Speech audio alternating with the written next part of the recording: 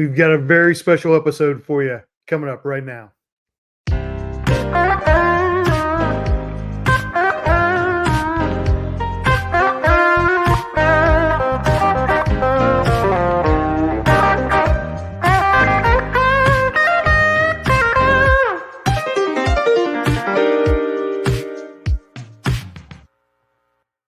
We had an opportunity to talk to Marshall University's J.J. Roberts. He was severely injured, it appeared, on a Thursday night game on ESPN, but he really has a miraculous story to tell. So I'll let him tell it. Here's J.J. Roberts. Roberts, how you doing, man? Doing good. How are you? Good. So, the nation's eyes kind of saw you a little over a week ago at the Marshall game. So tell us how you are feeling.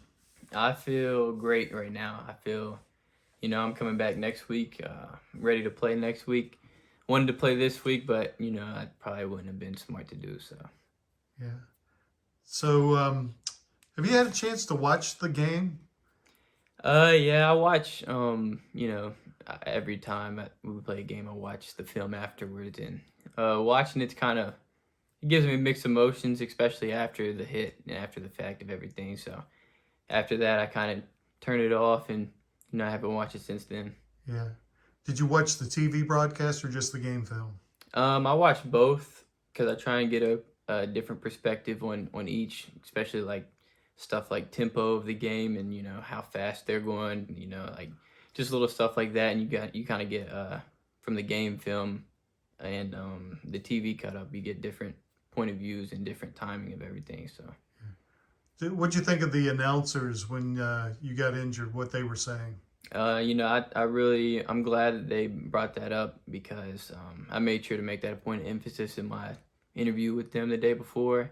That the Lord is my rock, and He's got me where I am right now. So in the interview the day before the game, I made sure to let them know that, and I'm actually glad that they were able to put that out there. So you found out a day or two before this nationally televised game on ESPN that you were one of the two guys for Marshall that they wanted to interview. So tell me about that process, a couple days ahead or the day before of them bringing you in and interviewing. How did that go? So I got the message.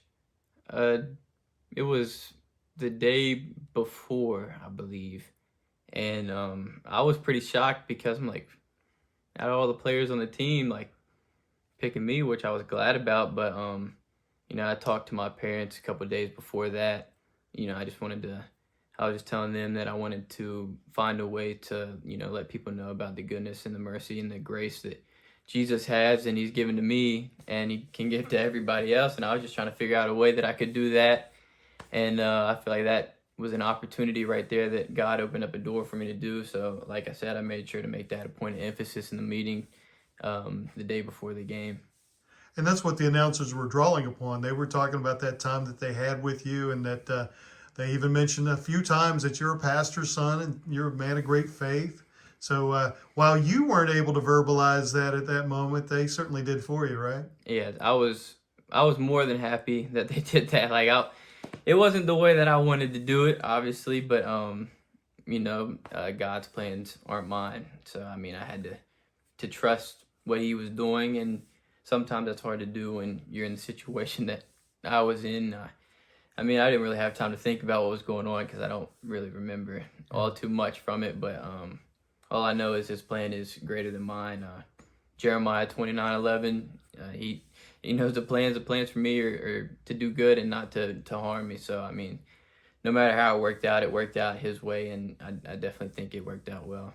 In the days that followed, especially on social media, you've had a platform that you didn't have before, and you really expressed that you kind of received a miracle there, didn't you? Yeah, so I explained it as from the field to the hospital after the hit. I don't recall anything, and then I just remember being in the ER room and laying on the table with what I describe as the worst headache that I've ever had in my life. I couldn't even open up my eyes. It was not good, and I was in the neck brace too, so they were worried that it was like something with my neck as well. So the neck brace and, everything that they had done was precautionary. But my head was terrible, a terrible pain in my head. I couldn't open my eyes. Any light was just awful. And I'm laying on the table, and a man named Todd White, my dad, had called on the phone, began to pray for me. And the first time after he prayed, he was like, "So how do you feel?"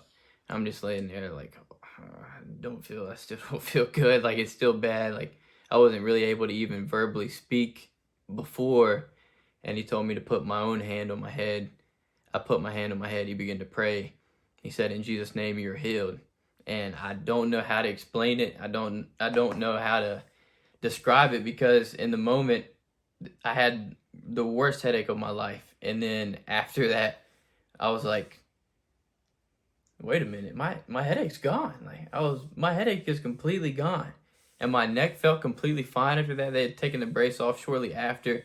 They told me to move my head around. They had me do some stuff, and everything was perfectly fine. The CT scan and everything else that they did before, all that right after the prayer, they came back. They said it was all negative. And I was like, it was crazy how it went, because, I expected to be healed. And when I was healed, I was still like, whoa, that's pretty crazy to me. And, I just want to make sure that everybody knows that it was Jesus that healed me. And it was just a surreal experience for me, especially being a man of faith and knowing that he can do these things. And when it actually happens, I was still shocked. I was like, whoa, that was crazy. Just a few days before that, when you told your parents that you wanted to share a testimony, you didn't have that story to tell.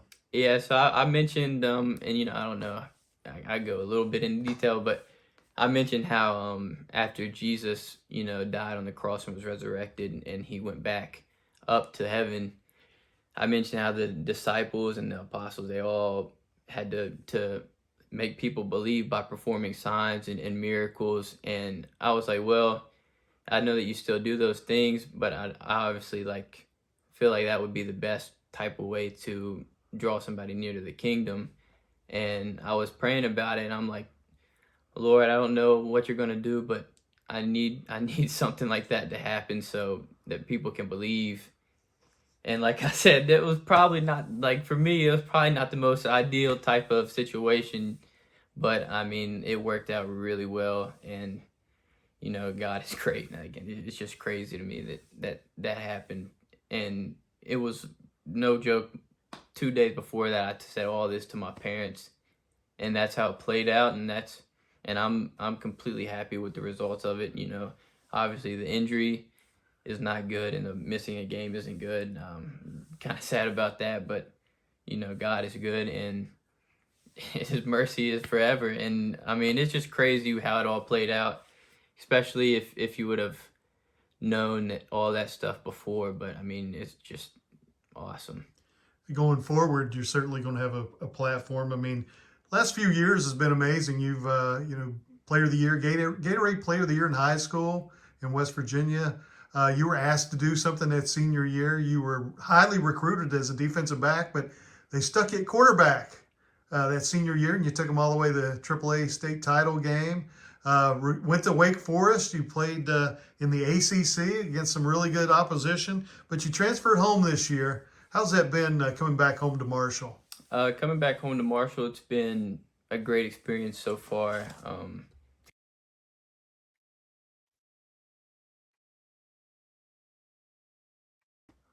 Going from the portal to Marshall, it was definitely a hard decision for me to make, just because I wanted to pray and make sure it was the right decision.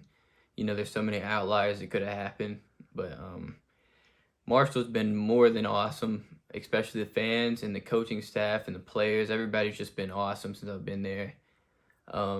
Definitely been a great experience, for me, just from, I played every position at Wake, but they moved me to safety when I first got to Marshall, which I had no idea. I thought I was getting recruited at cornerback, but it turns out to have worked out so far really well for me. Like I said, the Lord's plans are different from mine, so I mean, whatever He has me doing, I'll do. I mean, it doesn't matter what it is, but it's just been an awesome experience for me. I'm grateful to be in the situation that I'm in, especially after going through what I've gone through, and I just know it's going to continue to be better and better. So leading the team in tackles this year, and that's a talented defensive unit for the Thundering Herd. So what's your goals? I know you'd mentioned prior to doing the video here today that you'd really like to make all conference, and just looking forward, what's some of the goals that you have for yourself and the team? For the team, I definitely would say the Sun Belt, which we're still very much in. We had a couple down games, but the conference is really strong. So a bunch of teams are playing out in different ways. So that's definitely one of them. And obviously, like I mentioned, all conference would be really nice to get. And I got 4 or 5 games left to be able to prove that this year. And I mean, the tackle part. Oh shoot.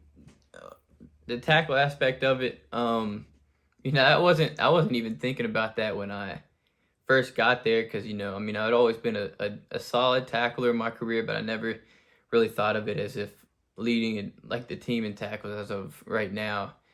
So I mean, as of right now, that would be a great goal to accomplish as well, leading the team in tackles. So I mean, I'm definitely gonna have to pick up some slack after missing this week. But I mean, honestly, the stats don't matter too much to me. Just what's going on the field, and if we're winning, if we're not winning, is the main things for that. I will give you my opinion about stats, and I think tackling is a great stat to lead in because it's kind of like in basketball rebounding. You've got to want to get that rebound. You've got to want to tackle. So that's an important stat on the defensive side. Oh yeah, no, I definitely made it a point of emphasis this year to run to the ball, and I've definitely found out that running to the ball and hustling will get you more tackles. The assisted tackles and the solo tackles, because you never know when somebody will break a tackle and then the tackle will be yours to make.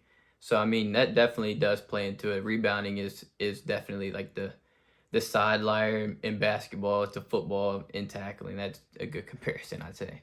All right, how about interceptions? Pretty thrilling to get one of those, and I know you've had a couple that you almost had as well. Yeah, I definitely should have had the one in the JMU game.